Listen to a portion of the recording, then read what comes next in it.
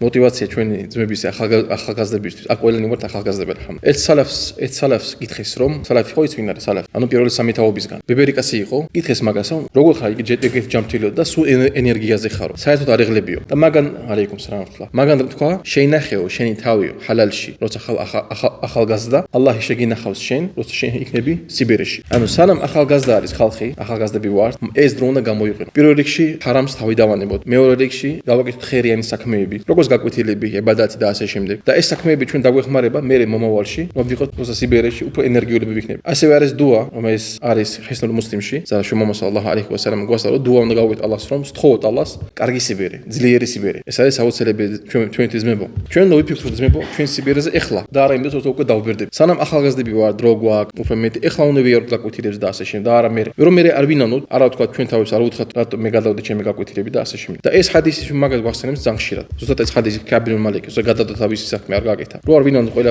უნდა შევეცადოთ ყოველთვის ვიაროთ გაკვეთილებს და ეს ეხება არა მარტო გაკვეთილებს, არამედ ნების მიერ თაყვანისცემას.